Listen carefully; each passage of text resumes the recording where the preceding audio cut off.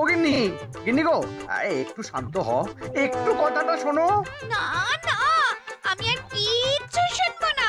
এক সপ্তাহ সময় দিচ্ছি, তার মধ্যে মহারানীর মতো ওই সীতাহার আমার চাই চাই চাই। আহ, কিন্তু গিন্নি, ওটার যে অনেক দাম। আমার কি আর মহারাজের মতো অত টাকা আছে বলো? এই শোনো, তোমার কি আছে আর কি নেই তা আমার খুব ভালো করে জানা আছে, বুঝলে? কিন্তু গিন্নি, একটা কথা কান খুলে শুনে রাখো, এবারে যদি তুমি ওই সীতাহার আমাকে গড়িয়ে না দাও, আমি তাহলে চিরদিনের মতো বাপের বাড়ি চলে যাব। এই এই আমি বলে দিলাম। আচ্ছা পড়ে পড়লাম আমি, কি যে করি। দূর, আর ভালো লাগে না।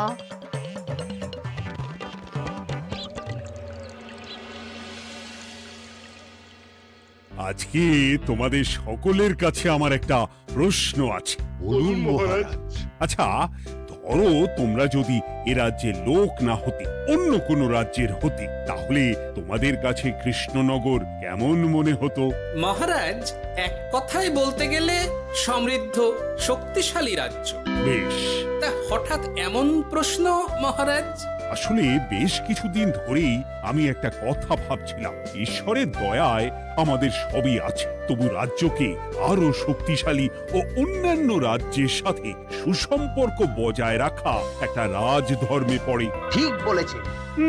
ঠিক বলেছেন। বলি, তুমি কি এসব কথা কখনো ভাবো মন্ত্রী?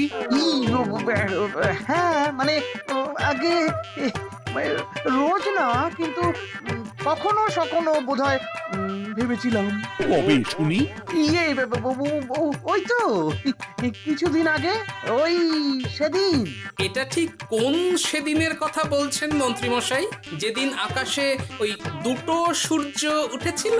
তোমাকে সবকিছুতে ফোড়ন কাটতেই হবে না গোপাল, হ্যাঁ? কি আর করি বলুন, আপনার কষ্ট যে আর সহ্য হয় না। যাই হোক, মুদ্রা কথা হলো, এসব কথা মাথায় রেখে এখন আমাদের কিছু করা উচিত। কিন্তু কি করা উচিত সেটা আমি ঠিক বুঝতে পারছি না। এই একটা করে রসগোল্লা খাওয়ালে কেমন হয়? এই, তুমি থামবে? মহারাজ, আমার কাছে একটা উপায় আছে। 10 দিনের একটা মিলন মেলার আয়োজন করলে কেমন হয়? খুব বাজে হবে। একটা মেলা কত ঝামেলার কাজ সেটা বোঝো? একেই কত খরচ, তার উপর আবার অনেক লোক। মোটেই না, এটা তো দারুণ বুদ্ধি দিয়েছো গোপাল। এমন কিছুই তো চাইছিলাম। দূর, আর সবকিছুই আমার বিপক্ষে মনে হয়। দিনটাই খারাপ, আমি বরং চুপই থাকি। তাহলে সবাই শোনো, 1 সপ্তাহ পর কৃষ্ণনগর এক বিরাট বড় মিলন মেলার আয়োজন করছে, আর তার জন্য লোকজনকে নিমন্ত্রণ করার কাজ দেখবে গোপাল। যথা আজ্ঞা মহারাজ। আর মন্ত্রী, ভালো করে শুনে রাখো, মেলা প্রাঙ্গণ সাজানো, ঠিকঠাক নিরাপত্তা, এসব তোমার দায়িত্ব। আচ্ছা, কিন্তু বলছিলাম যে সবকিছু ভালো করে করতে গেলে খরচও তো। ওসব নিয়ে তোমাকে চিন্তা করতে হবে না। যত খরচই হোক আমাকে বলো, আমি দেব। আরে বাস, তো দারুণ ব্যাপার। এই ফাঁকে যদি কিছু আমারও লাভ হয়ে যায়, তাহলে গিন্নির গলার হারটার কিছু একটা করতে পারবো। বেশ, তাহলে প্রত্যেকে নিজেদের কাজ শুরু করে দাও।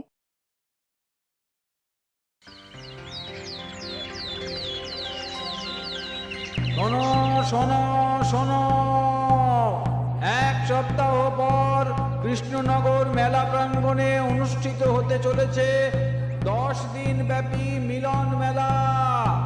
সকল গ্রামবাসীকে এই মেলায় আসার জন্য আমন্ত্রণ জানানো হচ্ছে। শোনো শোনো শোনো।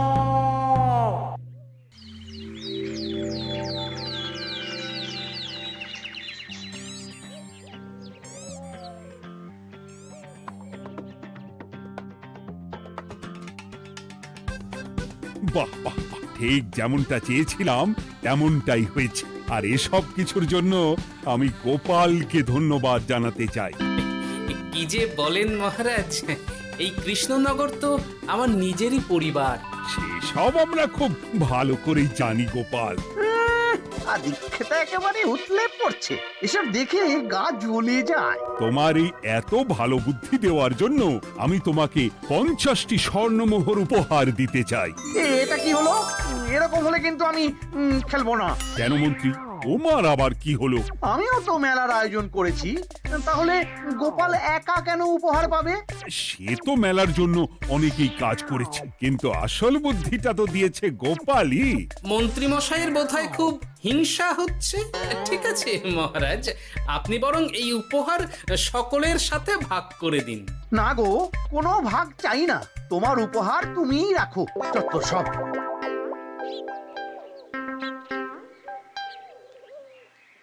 আমার কি এত খারাপ দিন এসেছে নাকি যে আমাকে গোপালের থেকে পুরস্কার নিতে হবে? অনেক হয়েছে। না না না, এবার আমাকেই কিছু ভাবতে হবে মনে হচ্ছে।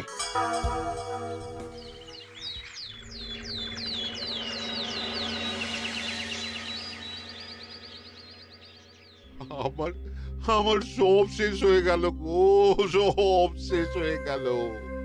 এবার এবার আমার কি হবে? মহারাজ, মহারাজ কিছু একটা করুন, মহারাজ কিছু একটা করুন। চিন্তা করো না, আমি দেখছি। যারা দোষী তারা শাস্তি পাবেই। কি শুরু হলো বলো তো হঠাৎ করে?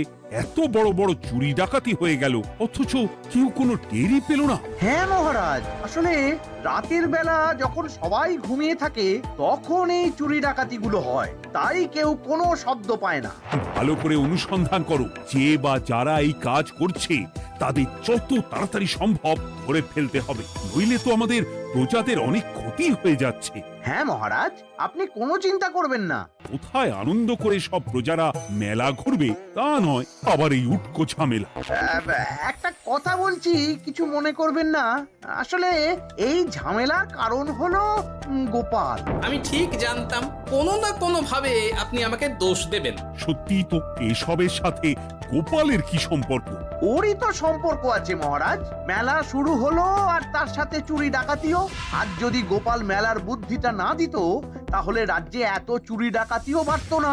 মানছি মন্ত্রী মশাই, মেলার বুদ্ধিটা আমার, কিন্তু মেলার নিরাপত্তা রক্ষা তো আপনার দায়িত্ব ছিল। যদি মেলা থেকেই এই ঝামেলা শুরু হয় তাহলে তো আপনার কাজেও ফাঁক আছে। মুখ সামলে কথা বলো গোপাল। আহ, তোমরা একটু থামবে?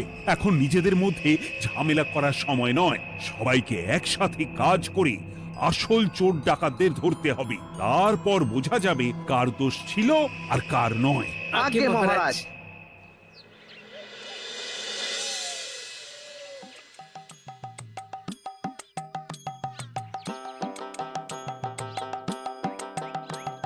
এই তো তুমি এসে গেছো। তাড়াতাড়ি মুখ হাত ধুয়ে বসো, তোমার জন্য একটা জিনিস এনেছি। বলো কি জিনিস?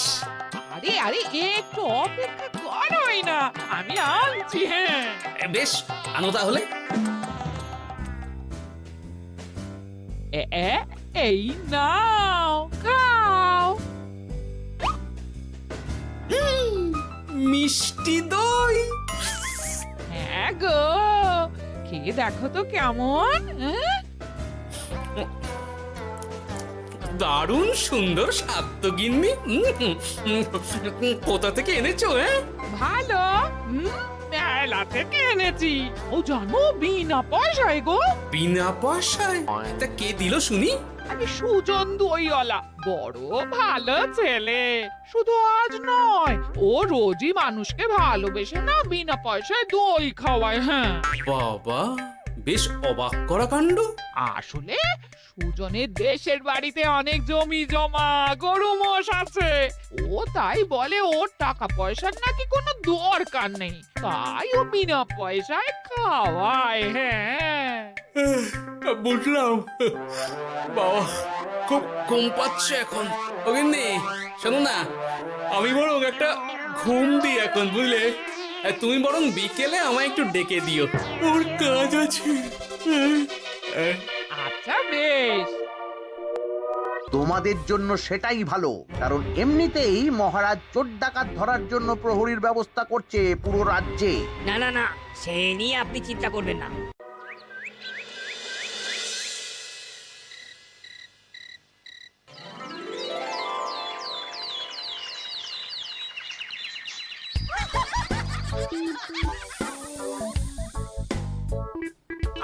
গো, ওরে আর কতক্ষণ ঘুমোবে?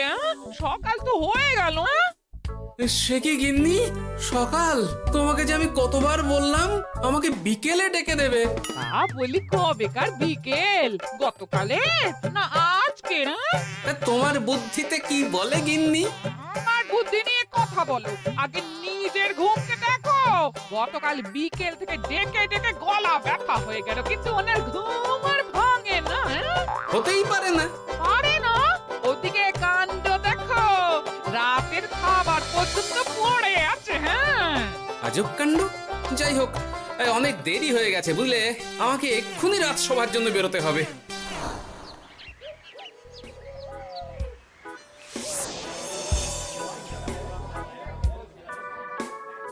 বাবা, এত ভিড় কি আছে এখানে? একটু কাছে গিয়ে দেখি তো। সত্যি সত্যি ভাই সুজন, তোমার হাতে জাদু আছে। এত সুন্দর মিষ্টি দই, এ স্বাদ ভোলার নয় ভাই। আচ্ছা, তাহলে এই হলো সুজন দইওয়ালা। ভালো মিষ্টি দই আছে, নেবে নাকি গো? পয়সা লাগবে না। জানি তো, সত্যি দারুণ স্বাদ এই দইয়ের। আমি খেয়েছি তো। তবে আজ নেব না গো, কাল এসে নিয়ে যাব। আচ্ছা আচ্ছা আচ্ছা।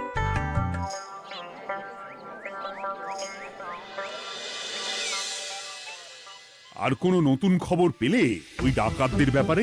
না মহারাজ, এখনো ঠিক ধরতে পারিনি। ওরা বোধহয় বুঝতে পেরে গেছে যে আমরা খোঁজ করছি। মহারাজ, আমার মাথায় একটা নতুন বুদ্ধি এলো। রাতের বেলা করে সব বাড়িতে পাহারা দেওয়া শুরু করলে কেমন হয়? সব চুরি তো রাতেই হচ্ছে। আরে, এ তো দারুণ বুদ্ধি। কিন্তু মহারাজ, আমাদের রাজ্যের প্রহরীরা রাতের বেলা কি করে পাহারা দেবে? কেন কেন, কি সমস্যা? অনেক সমস্যা আছে। তাদের শরীর খারাপ হতে পারে, তার চেয়েও বড়, রাত জেগে থাকলে দিনে তারা সকলে ঘুমোবে, তখন পুরোটাই বেকার হবে। কিচ্ছু বেকার হবে না মন্ত্রী মশাই, আমাদের প্রচুর সেনা আছে, তাদের সকলকে দায়িত্ব ভাগ করে দিলেই হয়ে যাবে। তুমি বেশি বোঝো। গোপাল তো কিছু ভুল বলেনি মন্ত্রী, আমরা পাহারা বাড়াবো। আমি আজই সব সেনাদের সাথে কথা বলছি। সেনাপতি, তুমিও এ ব্যাপারটা একটু দেখো। যথাজ্ঞা মহারাজ।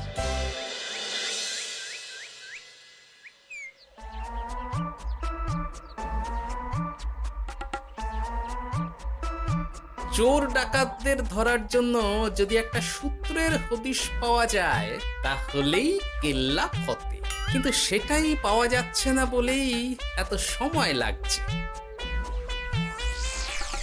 আরে, ওটা মন্ত্রী মশাই মনে হচ্ছে না? আড়ালে দাঁড়িয়ে এরকম কার সাথে কথা বলছে? এবার আমি যা বলছি ভালো করে শোনো।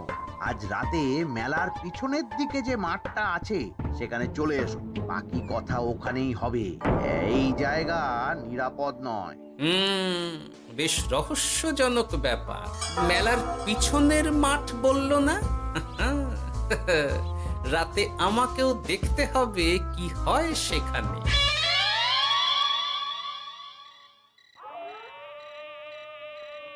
উফ, কি মশা রে বাবা! কখন থেকে দাঁড়িয়ে আছি, মন্ত্রী মশাইয়ের পাত্তা নেই কেন?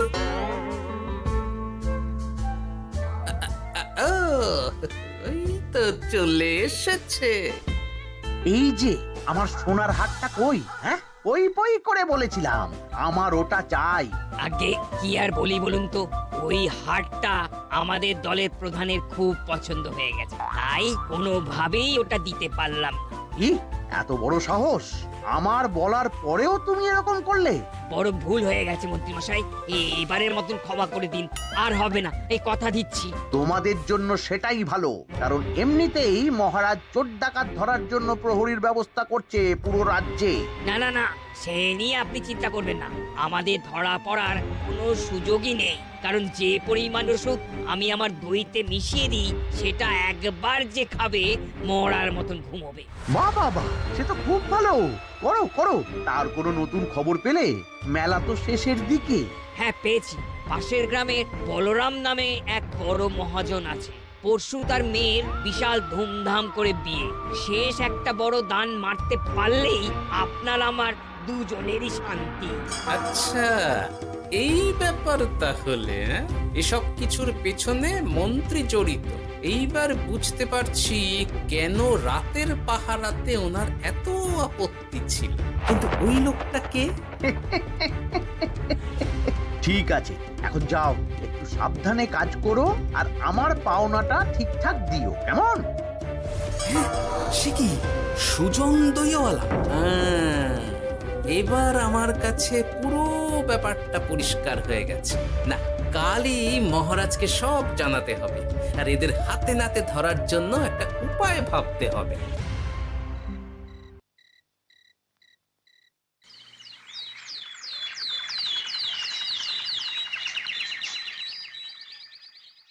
আরে এসো এসো, তোমার জন্যই তো অপেক্ষা করছিলাম। কি এমন জরুরি কথা আছে যে একান্তে দেখা করতে চাইলে? কোন মুখে বলি মহারাজ, সর্ষের মধ্যেই যখন ভূত তখন আর কি। মানে একটু খুলে বলো তো কি হয়েছে? আমাদের রাজ্যের এই এত বড় বড় চুরি ডাকাতির পিছনে কারা আছে সেটা আমি জানতে পেরে গেছি মহারাজ। হ্যাঁ, এ তো দারুণ খবর। তাহলে আমরা এখানে কি করছি? এখনই তাদেরকে গিয়ে বন্দি করি? না মহারাজ, আমাদের হাতে কোনো প্রমাণ নেই, তাই ওইভাবে বন্দি করতে পারবেন না। কেন বলো তো, কারা আছে পেছনে? সেটা আপনি নিজের চোখেই দেখে নেবেন পরে। তবে এটা জানিয়ে রাখি, আমাদের মন্ত্রী মশাইও যুক্ত আছেন। কি? আমাদের মন্ত্রী? এত বড় বিশ্বাসঘাতকতা! আমি এখনই নিজের হাতে ওকে বন্দি করতে চাই।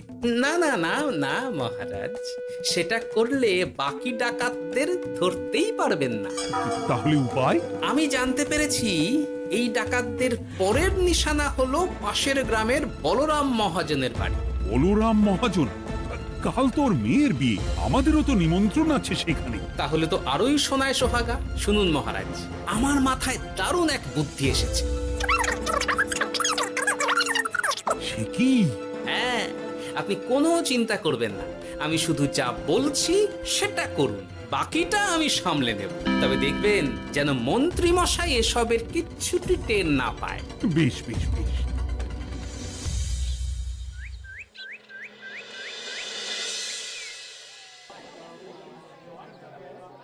আর তো কিছুক্ষণ, এরপরেই তো সন্ধে নামবে। তোমার সবকিছু তৈরি তো? হ্যাঁ মহারাজ। আরে মহারাজ আর গোপাল কানে কানে এত কি কথা বলছে, আমাকেও জানতে হবে সেটা।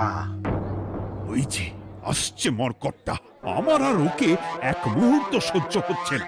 মনে হচ্ছে গুদুম গুদুম করে ওর মাথায় গাঁটটা মারি। শান্ত হন মহারাজ, দয়া করে শান্ত হন আর একটুখানি, তারপর আপনি মন্ত্রী মশাইয়ের সাথে যা ইচ্ছে করবেন। ওর আমি বরং অন্যদিকে যাই, মুখ দেখলেই আমার মাথাটা গরম হয়ে যাচ্ছে। সেই ভালো।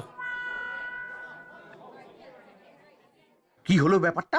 যাই হোক, আর তো কিছুক্ষণ, তারপর আমার বিশাল লাভ হবে। বরং ততক্ষণ আমি পেট পুজো করি।